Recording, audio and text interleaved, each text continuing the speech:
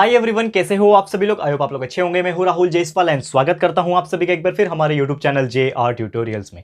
Friends, आज again आपके सामने एक मोस्ट इंपॉर्टेंट हिस्ट्री का लेक्चर वीडियो लेकर आ चुका हूं दोस्तों, जिसमें आज के दिन हम लोग देखने वाले हैं दोस्तों। क्या पढ़ने वाले? आज पढ़ेंगे हमारे 8th स्टैंडर्ड के लिए हिस्ट्री सब्जेक्ट का, जो हमने एक न्यू चैप्टर की ऑलरेडी शुरुआत की थी दोस्तों, जिसका नाम है स्ट्रगल फॉर इक्वालिटी। आज हम इस चैप्टर का लेक्चर नंबर 3 आपके लिए लेकर आ गए हैं, जो कि अगेन एक बहुत ही ज्यादा इंपॉर्टेंट लेक्चर वीडियो होने वाला है। तो जस्ट क्विकली आपको मैं रिमाइंड करना चाहूंगा कि यार इसके पहले हमने चैप्टर में क्या क्या पढ़ा है। देखो, स्ट्रगल फॉर इक्वालिटी नाम में ही देखोगे तो एक टाइम ऐसा था कि इक्वालिटी का दर्जा सबको नहीं मिलता था। कुछ लोग बहुत ज्यादा ऊंची पोस्ट पे थे, कुछ लोग बहुत ज्यादा नीचे पोस्ट पे थे। जो समाज में जो कास्ट सिस्टम था वो बहुत पहले से चला रहा था, बिकॉज लाइक दलित्स को उस लेवल का इंपॉर्टेंस नहीं दिया जाता था। उनको पढ़ने का हक नहीं था, उनको कहीं सामाजिक तौर पे अच्छा काम करने का हक नहीं था। मतलब बहुत मिसबिहेविंग वहाँ पे होता था। तो ये सब चीज़ को देखते हुए जब हमारे संविधान में ये सब चीज़ लाया गया कि ये सब चीज़ में जो नॉर्मली जो हक नहीं मिलता है उसको कैसे ओवरकम किया जाए, तो उसके लिए बहुत सारे स्ट्रगल लोगों ने किए हैं। ठीक है ना। चाहे वो किसान हो तो किसान ने अपना मूवमेंट लड़ा है, आंदोलन किया है, स्ट्रगल किया है। चाहे वो कोई पीजेंट हो, ठीक है ना, वो उन्होंने किया है। वर्कर्स हो, वर्कर्स यूनियन हो, उन्होंने किया है। तो इस प्रकार के कई सारे मूवमेंट हमने हमारे देश में देखे हुए हैं पहले। तो उसी को कंटिन्यू करेंगे हमारे इस लेक्चर के थ्रू। बाकी जो आपके सब्जेक्ट्स हैं साइंस मैथ्स वो सब कंप्लीट हो चुके हैं। आप जाके प्लेलिस्ट को चेक कर लो, और हमने बोर्ड एग्जाम रिलेटेड भी कई सारे टिप्स एंड ट्रिक्स के वीडियोस डाले हुए हैं, वो आपको भी हेल्प करेगा, क्योंकि अभी से आपको पता रहेगा तो ज़्यादा बेनिफिट होगा। ठीक है, तो देख लेना अच्छे से। बाकी सब्जेक्ट्स अच्छे से देखो, पढ़ाई करते रहो, जितना हो सके उतना नॉलेज गेन करते रहो, कंसेप्चुअल नॉलेज। ठीक है, और साथ ही में आप आगे अगर हमें इंस्टाग्राम पे फॉलो करना चाहते हो तो जरूर से कर सकते हो। शुरुआत करेंगे आज की वीडियो की। तो सबसे पहले आज कौन सा पढ़ना है? तो दोस्तों आज एक ही टॉपिक पढ़ना है हमें, जिसका नाम है फेमिनिस्ट मूवमेंट। ठीक है ना। अब ये फेमिनिस्ट, ये वर्ड है क्या? बहुत सारे लोग यहां पे होंगे, उनको पता होगा कि फेमिनिस्ट का जो मतलब होता है, उसका जो एक इंपैक्ट होता है, या फिर एक पर्टिकुलर नाम अगर मैं लूं तो उसको हम लोग बोल सकते हैं विमेन। ठीक है, औरतें। ठीक है, विमेन जो होते हैं, वीमेन्स जो होते हैं। तो नॉर्मली क्या होता है कि एक टाइम था बहुत पहले, अर्लियर टाइम्स में, लाइक 100 ईयर्स पहले, 50 ईयर्स पहले। तो जो औरत लोग होते थे, ठीक है ना, 100 150 200 साल पहले जब औरत लोग होते थे, उनको उस लेवल का दर्जा नहीं दिया जाता था। हमारी जो कंट्री थी, खासकर मैं इंडिया की बात करूंगा, बाकी जगह नहीं बात करूंगा, क्योंकि वेस्टर्न कल्चर से ही हमने सीखा है। तो हमारी जो कंट्री थी, वहां पे औरतों को लेके बहुत सारे रूल्स एंड रेगुलेशंस थे। बहुत स्ट्रिक्ट बिहेवियर था, पेट्रियार्कल सोसाइटी जिस तरीके से बोल सकते हो। सिर्फ कुछ काम ऐसे थे जो सिर्फ आदमियों को करने दिया जाता था, फीमेल्स को करने नहीं दिया जाता था। ठीक है ना, one side gender bias system था। तो ये सब चीज़ कुछ गलत था। तो बहुत सारे लोगों ने उस चीज़ के लिए स्ट्रगल किया, उस चीज़ के लिए लड़ाइयाँ लड़ी, और उस चीज़ को ओवरकम कर दिया। और आज के डेट में आप देखोगे तो औरतें, ऐसा कौन सा भी काम नहीं है जो औरतें नहीं कर सकती। ठीक है ना, हर फील्ड में, हर एक फील्ड में, चाहे वो स्पेस में जाना हो, चाहे वो इंजीनियर हो, चाहे वो डॉक्टर हो, चाहे वो स्पोर्ट्स में हो, हर एक फील्ड में आपको फीमेल्स जो है वो देखने मिल जाएंगी। ये एक खास बात है इस मूवमेंट का। ठीक है, तो शुरुआत करेंगे। तो फेमिनिस्ट मूवमेंट की शुरुआत नॉर्मली बहुत पहले से हुई, क्योंकि देखो हमारा जो सोशल सिस्टम था उस जमाने में, तो कई सारी ऐसी चीजें थे जो फीमेल्स को करने नहीं दिया जाती थी, और विमेन्स को हमेशा सेकेंडरी पोजीशन, ठीक है ना, सेकेंडरी पोजीशन में रखा जाता था। सेकेंडरी पोजीशन मतलब पहले प्रेफरेंस किसको मिलता था? मेल को मिलता था। अगर आदमी है तो ये काम कर सकता है, अगर ये आदमी है तो इसको मिलेगा, पढ़ाई करने का हक पहले आदमी को मिलेगा। इस प्रकार से मतलब विमेन्स कहीं ना कहीं पीछे कर दिया जाती थी, उसको सेकेंडरी पोजीशन में हमेशा जो है वो रखा जाता था। और कहीं ना कहीं अगर इसको हम लोग कंसिडर करें तो ये क्या है? एक तरीके से अन्याय तो है, एक तरीके से इनजस्टिस है। हम बड़े बड़े इनजस्टिस की बात करते हैं कि हम पे आके मुगल्स ने राज किया, हम पे आके अंग्रेजों ने राज किया, तो ये हमारे लिए इनजस्टिस है। तो क्या ये इनजस्टिस आपने कर रहे हो अपने औरतों के साथ, फीमेल्स के साथ? तो ये इनजस्टिस को भी ओवरकम किया जाएगा एंड किया गया। तो बहुत सारे लोगों ने आवाज उठाई, अवेयरनेस क्रिएट की कि किस प्रकार से हम ये सब चीजें जो है कर सकती हैं। तो उसके खिलाफ बहुत सारे आंदोलन होने लगे, मूवमेंट होने लगे। बहुत सारे मेल, सबसे पहले तो खुद आदमी लोग आए, क्योंकि यार देखो एक टाइम ऐसा था कि फीमेल्स भी सपोर्ट करती थी, हाँ जो सही हो रहा है वो एकदम सही हो रहा है। जैसे कि एक परिवार है, आपने सास बहू के झगड़े तो सुने होंगे, ठीक है ना। तो अभी फीमेल्स जो बहू जो बन के आती है घर में, उनको सास अगर सपोर्ट नहीं करेगी तो वो भी अपने बहू को जब आएगी तो वो भी उसको सपोर्ट नहीं करेगी। तो ये चेंज लाने की किसको जरूरत है? तो फीमेल्स को ही जरूरत है। लेकिन फीमेल्स ने जब कंसीडर किया तो उसके पहले मेल्स लोग ने ये सब चीज़ को एक बड़ा चीज़ को समझा कि यार ये बहुत गलत चीज़ है, ये इनजस्टिस वाली चीज़ है, तो क्यों ना हम इसके खिलाफ एक्शन लें, क्यों ना हम एक मूवमेंट क्रिएट करें। एंड जब उन्होंने मूवमेंट क्रिएट किया, आंदोलन शुरू किया, तब बहुत सारे फीमेल्स जो पढ़े लिखे थे उस टाइम के, उन्होंने भी इस मूवमेंट को ज्वाइन किया और काफ़ी ज़्यादा इसमें संघर्ष किया अपना, और बहुत ज़्यादा आगे बढ़ाया। ठीक है, तो विमेन्स को सबसे पहले क्या चीज़ के लिए रोका जाता था? बहुत सारी चीज़, जैसे कि एडुकेशन के लिए रोका जाता था कि आपको पढ़ाई लिखाई करने का हक नहीं है। ठीक है, अगर हक है तो बहुत मतलब जो गिने चुने बहुत फेमस जो परिवार होते थे यानी कि जिनके पास पैसा अच्छा खासा है, ठीक है। और हमारे देश में उस लेवल का माहौल नहीं होता था कि फीमेल्स को पढ़ाया जाए, गिन चुन के मेल्स ही पढ़ पाते थे, फीमेल्स की तो बहुत दूर की बात है, ठीक है।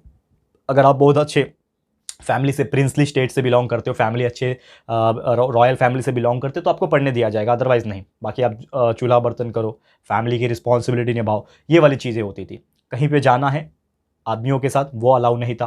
कहीं पे काम करना है, वो अलाउ नहीं था। तो इस प्रकार की कई सारी जो चीज़ें थी दोस्तों, जो फीमेल्स के खिलाफ अन्याय जो है वो हो रही थी, तो उसको ओवरकम किया गया। तो यहाँ पे क्या हो गया कि एक इंडिपेंडेंस की बात आ गई कि यार फीमेल्स को भी उसी लेवल का इंडिपेंडेंस का हक है जैसा मेल को मिलता है। हम मेल को आज़ादी है कि हम कहीं पर भी जा सकते हैं। आज भी आप देखोगे कि मेल्स जो है रात को 12 बजे तक घूमे चलेगा, लेकिन फीमेल्स जो होती हैं रात को 8 बजे तक घर पे आ जानी चाहिए। इस प्रकार के कई सारे रूल्स हैं, एंड इसके पीछे कहीं ना कहीं हमारे समाज का भी दोष है, ये आपको मानना पड़ेगा। क्योंकि हमारे समाज में बहुत सारे ऐसे दरिंदे लोग घूम रहे, ऐसा मैं वर्ड यूज़ करूँगा, क्योंकि ना बहुत सारे जो लोग हैं गलत गलत काम करते हैं। आप समझ गए होंगे कि मैं किस बारे में बात कर रहा हूँ। तो यार ये सब चीज़ ना हो, तो अगर हर एक इंसान के मन में आ जाए कि हाँ हमें अब सोसाइटी को सेफ रखना है, ठीक है, तो कोई भी इंसान गलत नहीं करेगा, समझ में आ रहा है, तो ये हमारी सोसाइटी अच्छी हो जाएगी।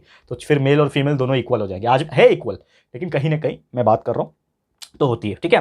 तो यहाँ पे क्या हो गया कि बहुत सारे इंडिपेंडेंट इंस्टीट्यूट्स, ऑर्गेनाइजेशन जो है वो उन्होंने आ गया, ठीक है, और उन्होंने ये फीमेल्स को सपोर्ट करना शुरू किया, ठीक है ना। उसमें से एक विमेन थी जिसका नाम था पंडिता रमाबाई, ठीक है ना। ये इनका नाम तो आपने सुना होगा, ठीक है, काफ़ी फेमस है, ठीक है, पंडिता रमाबाई। तो इन्होंने भी एक ऑर्गेनाइजेशन का एस्टैब्लिशमेंट किया था, एंड काफ़ी ज़्यादा फीमेल्स के ऑर्गेनाइजेशन से इनको सपोर्ट किया। जैसे कि इन्होंने एस्टैब्लिश किया आर्य महिला समाज, ठीक है ना। क्या एस्टैब्लिश किया इन्होंने? आर्य महिला समाज। ये क्या है? ये एक ऑर्गेनाइजेशन है जो फीमेल्स को सपोर्ट करता है, उनके खिलाफ कोई अन्याय अगर होता है तो उसके खिलाफ लड़ाई लड़ेगा। तो आर्य महिला समाज, शारदा सदन, ठीक है ना, एक और है यहाँ पे शारदा सदन, ठीक है ना। ये एक सदन है, मतलब एक ऑफिस जैसा शारदा सदन, तो ये सब चीज़ के ऊपर काम करता है। फिर सेवा सदन, ठीक है ना, जैसे शारदा सदन है वैसे ही सेवा सदन। तो इस प्रकार के कई सारे ऑर्गेनाइजेशन एक्सेट्रा बहुत सारे हैं, वैसे तो आप देख लेना बुक में। तो ऐसे बहुत सारे ऑर्गेनाइजेशन जो है, जो रामाबाई जो थे, ठीक है ना, रामाबाई, पंडिता रामाबाई राणा जो थे, इन्होंने यहाँ पे एस्टैब्लिश किया था, एंड फीमेल्स की सपोर्ट में आई थी, ठीक है ना। और उन्होंने बहुत सारे एग्जाम्पल्स भी प्रस्तुत किए थे। फिर नॉर्मली भारत महिला परिषद को भी एस्टैब्लिश किया गया, ठीक है, भारत महिला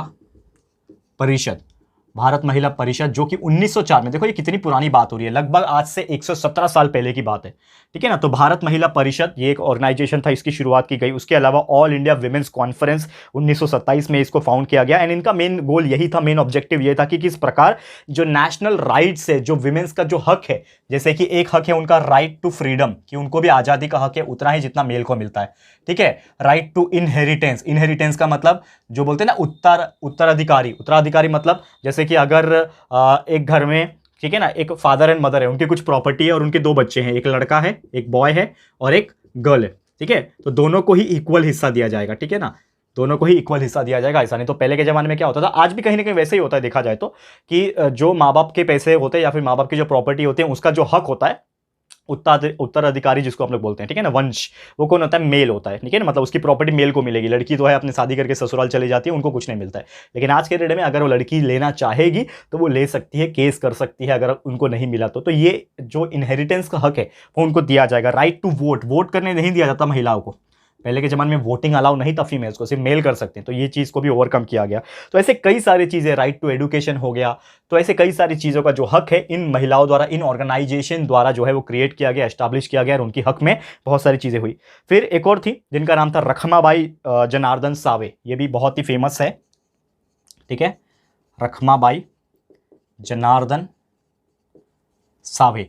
ये एक ऐसी लेडी थी जो कि हमारे देश की पहली प्रैक्टिसिंग डॉक्टर थी, ठीक है ना, पहली प्रैक्टिसिंग विमेन डॉक्टर। ये चीज़ आपको ध्यान में रखना है, क्योंकि एक सोचो हमारे देश में जो पढ़ाई लिखाई करने की अनुमति नहीं मिलती थी फीमेल्स को, वहाँ पे भी कोई महिला थी जो फीमेल डॉक्टर थी, हमारे देश की पहली प्रैक्टिसिंग डॉक्टर, जिनका नाम याद रख लेना, रखमाबाई जनार्दन सावे। ये क्वेश्चन एग्जाम में MCQs वगैरह में पूछ सकता है, ठीक है। तो इन्होंने काफ़ी ज़्यादा एक तरीके से अवेयरनेस क्रिएट करने की कोशिश की थी, लोगों को जागरूक करने की कोशिश की थी, लेक्चर्स रिलेटेड इस प्रकार की कई सारी चीज़ें होती थी, और वो हमेशा हेल्थ इश्यूज़ के ऊपर, सामाजिक तौर के ऊपर, ऐसी बहुत सारी चीज़ें वो अपने लेक्चर्स में लोगों को समझाती थी, ताकि लोगों को समझ में आ जाए और एक अवेयरनेस क्रिएट हो जाए। और साथ ही में उन्होंने एक ओपन किया था ब्रांच जिसका नाम था रेड क्रॉस सोसाइटी राजकोट में, ठीक है ना, जिसको हम लोग बोलते हैं, क्या बोलते हैं दोस्तों, रेड क्रॉस सोसाइटी। इन्होंने एक एस्टैब्लिशमेंट किया था जिसमें फीमेल्स लोगों को लेक्चर्स वगैरह दिया जाता है, अवेयरनेस क्रिएट किया जाता है। तो ये जो है राजकोट में, ठीक है, राजकोट कहाँ आता है? गुजरात में आता है।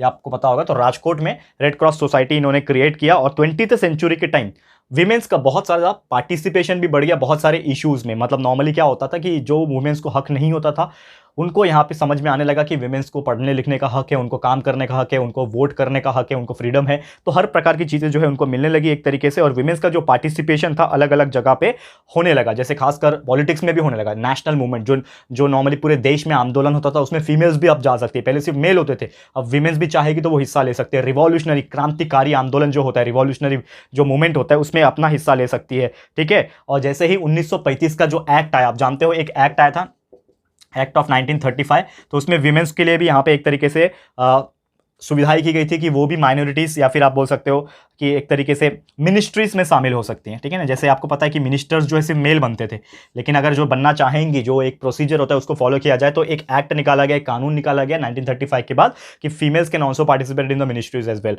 तो ये सब चीज़ बहुत ईजिली हुआ। और इंडिपेंडेंस के बाद अगर हम ध्यान में रखें तो जो पहले मेल और फीमेल एकदम अलग अलग दिखाई पड़ते थे, फीमेल्स का दर्जा जो था वो एकदम सेकेंडरी था, वो धीरे धीरे इक्वालिटी वाला नजर आया, यानी कि मेन एंड वुमेन ये दोनों क्या होने लगे, लगभग इक्वालिटी का सामना करना पड़ा इनको और इक्वालिटी इनके अंदर मेंटेन हो गई। और इसीलिए चैप्टर का नाम क्या है, देखो, स्ट्रगल फॉर इक्वालिटी। यही तो स्ट्रगल हुआ। ये जो इतना सारे मैंने नाम लिया, पंडिता रामाबाई रानाडे हो गई, ये आर्य समाज हो गया, शारदा सदन, ये सब इन्होंने क्या किया, ये जो हमारे रखमाबाई जनार्दन स्वामी थे, इन्होंने क्या किया, स्ट्रगल ही तो किया है कि आज के डेट में आदमी और औरत एक साथ इक्वालिटी के साथ हर चीज में जा सकते हैं। ऐसा नहीं है कि सिर्फ फीमेल को ही जॉब मिलेगा, मेल को ही जॉब मिलेगा। आप दोनों ही एलिजिबल हो, आपके पोटेंशियल के हिसाब से, आपके एकेडमिक्स के हिसाब से, आपके बोलते हैं ना स्किल के हिसाब से आपको वो काम मिलेगा या फिर जो भी पोस्ट है वो दिया जाएगा। तो इस प्रकार से कई सारी चीजें होने लगी। और इवन ये इक्वालिटी को, आदमी और औरत का जो अधिकार है वो समान हो, ये इक्वालिटी भी हमारे कॉन्स्टिट्यूशन में लिखा गया ताकि कोई कानून उसको तोड़ ना पाए। हमारे संविधान में लिखा गया है और यही संविधान आज भी फॉलो होता है दोस्तों। तो यही एक खास बात है और यही हमारा स्ट्रगल था फेमिनिस्ट मूवमेंट का। क्लियर है? तो उम्मीद करता हूं कि ये चीज आपको बहुत ही अच्छी तरीके से समझ में आ गया होगा। तो ऐसे कई सारे और मूवमेंट बचे हुए दोस्तों, लेकिन हम चाहते हैं कि एक और छोटा सा लेक्चर बनाएंगे जिसमें ये चैप्टर खत्म हो जाएगा। तो जो बचा कुचा टॉपिक जो है, ठीक है ना, कि किस प्रकार दलित लोग ने भी अपना स्ट्रगल किया, किस प्रकार मूवमेंट हुआ, तो ये सभी चीज हमारा लेक्चर नंबर 4 जो कि अगला होगा उसमें हम लोग लेकर आ जाएंगे, ठीक है। तो लेक्चर नंबर 4 का आप लोग फटाफट से इंतजार कर लेना। आपको पता है कि हम कंटिन्यूअसली लेक्चर बनाते हैं, तो कोई चिंता करने की बात नहीं है। अगला लेक्चर फटाफट से लेकर आ जाऊंगा जिसमें ये चैप्टर को हम लोग कंप्लीट करेंगे, ठीक है। तो आज का वीडियो इसी के साथ समाप्त करता हूं और उम्मीद करता हूं कि आप पूरा जो आज हमने टोटल आपको पढ़ाया हुआ है आज, ये बहुत ही अच्छी तरीके से आपको समझ में आ गया होगा। तो वीडियो कैसा लगा, ये अपनी राय और सजेशन हमें कमेंट बॉक्स में जरूर से कमेंट करके बताइएगा। और वीडियो पसंद आया है, अच्छा लगा है दोस्तों, यूजफुल लगा है, तो प्लीज वीडियो को लाइक कीजिएगा एंड शेयर जरूर से कर देना। अपने सारे फ्रेंड्स, रिलेटिव्स, दोस्तों जितने भी होंगे सबको शेयर करो, बताओ कि कितनी बेहतरीन लेक्चर्स है, कितने अच्छी तरीके से समझ में आ रहे हैं। तो please share to the maximum people. And साथ ही में दोस्तों, अगर आपने अभी तक इस चैनल को सब्सक्राइब नहीं किया तो फटाफट से हमारे चैनल को भी सब्सक्राइब कर देना, ठीक है दोस्तों।